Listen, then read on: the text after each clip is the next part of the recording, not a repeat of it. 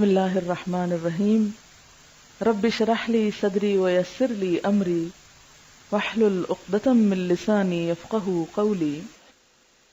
شادی اللہ کی ایک نعمت۔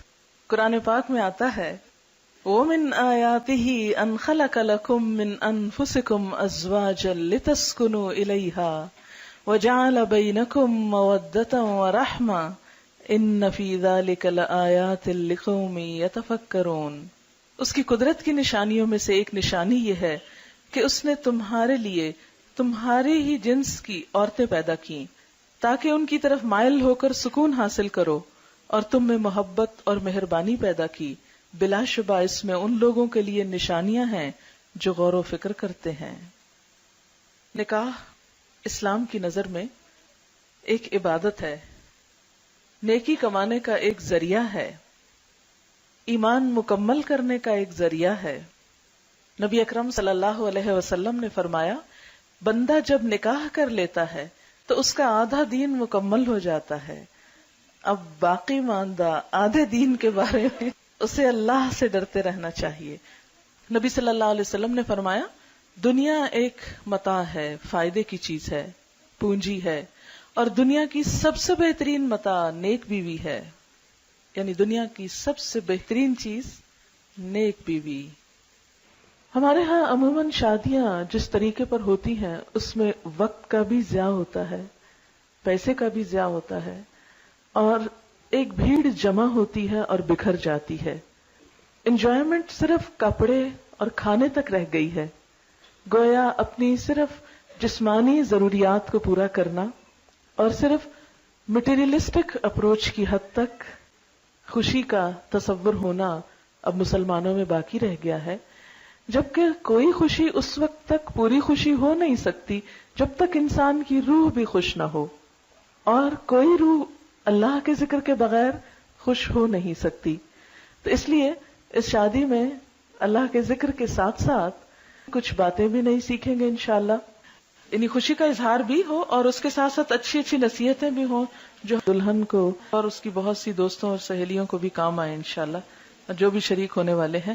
تو ہم شروع کرتے ہیں آج کے اس پروگرام میں۔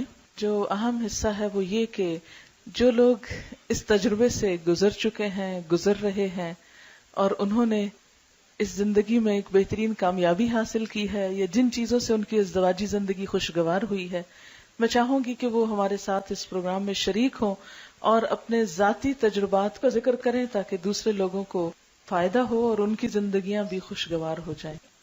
سب سے پہلے ایک بیٹی کے لیے سب سے زیادہ جو چیز دعاؤں کا اور دوسرے گھر میں مقام بنانے کا سبب بنتی ہے وہ خدمت ہے۔ کوئی لڑکی اپنی اچھی شکل سے، اپنے علم سے، اپنے ہنر سے، اپنی دوسری قابلیت سے سسرال کے ہاں جگہ نہیں بنا سکتی جو خدمت سے بنا سکتی ہے۔ بہت سی بے ہنر لڑکیاں بھی جب اچھے جذبے کے ساتھ خدمت کا ارادہ کرتی ہیں اور کرتی ہیں اور قربانی کرتی ہیں تو بہت دعائیں بھی پاتی ہیں اور بہت خوشحال زندگی بھی۔ تو یہ خوشحال زندگی کا ایک راز ہے سیکریفائس اور لینے کی بجائے دینے پہ نظر رکھنا۔ نبی اکرم صلی اللہ علیہ وسلم نے فرمایا جب تمہارے پاس کوئی ایسا شخص نکاح کا پیغام بھیجے جس کے دین اور اخلاق سے تم راضی ہو تو اس سے نکاح کرا دو، اگر تم ایسا نہ کرو گے تو زمین میں فتنہ اور بڑا فساد رونما ہوگا۔ حضرت انس رضی اللہ تعالیٰ عنہ کہتے ہیں حضرت ابو طلحہ نے حضرت ام سلیم سے نکاح کیا اور مسلمان ہونا ان کے درمیان مہر قرار پایا۔ حضرت ام سلیم ابو طلحہ سے پہلے مسلمان ہو چکی تھی۔ ابو طلحہ نے ان کے پاس نکاح کا پیغام بھیجا۔ ام سلیم نے جواب میں کہا میں مسلمان ہو چکی ہوں، اگر تم بھی اسلام لے آؤ تو میں نکاح کے لیے راضی ہوں۔ ابو طلحہ نے اسلام قبول کر لیا اور یہی ان کے درمیان مہر تجویز ہوا۔ عموماً ہم ایسی ہی چھوٹی چھوٹی غلطیاں کرتے ہیں اور ہمیں خود بھی پتہ نہیں ہوتا کہ ہم کیا کر رہے ہیں۔ اب دیکھیں کہ عموماً ڈفرینس آف اوپینین اس لیے نہیں ہوتا کہ ہم ایک دوسرے کو ڈس لائک کر رہے ہوتے ہیں یا ہماری کوئی عداوت ہوتی ہے ایک دوسرے کے ساتھ، وہ چونکہ سیٹ اپ مختلف ہوتا ہے، گھروں کی روٹین مختلف ہوتی ہے، لائف سٹائل مختلف ہوتا ہے، تو قدرتی طور پر جب آپ ایک دھارے سے آئے دوسرا دوسرے سے آئے، جب وہ اکٹھے ہوں گے تو کچھ چیزیں مختلف ہوں گی اور ان میں اختلاف کا پیدا ہونا بالکل نیچرل ہے۔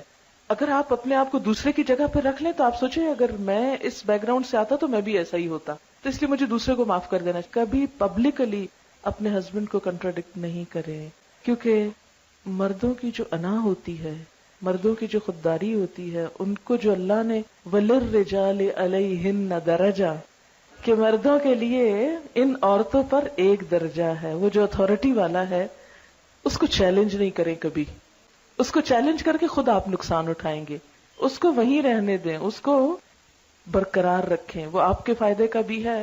اور اگر اس معاملے میں اس نصیحت پر عمل ہو جائے کہ ٹھیک ہے اختلاف بھی ہو گئے، آپس میں محبت سے بھی انسان ایک دوسرے سے جھگڑتا ہے، روٹتا ہے، سب کچھ چلتا ہے، ایک نیچرل لائف کی علامت ہے، لیکن لوگوں کے سامنے نہیں، کیونکہ شوہر اپنی بے عزتی کو ہمیشہ دل میں رکھ لیتے ہیں اور پھر جگہ جگہ انتقام لیتے ہیں اور زندگی تلخ کر دیتے ہیں. اس لیے ایک کڑوا گھونٹ بہت ساری خرابیوں سے انسان کو بچا لیتا ہے.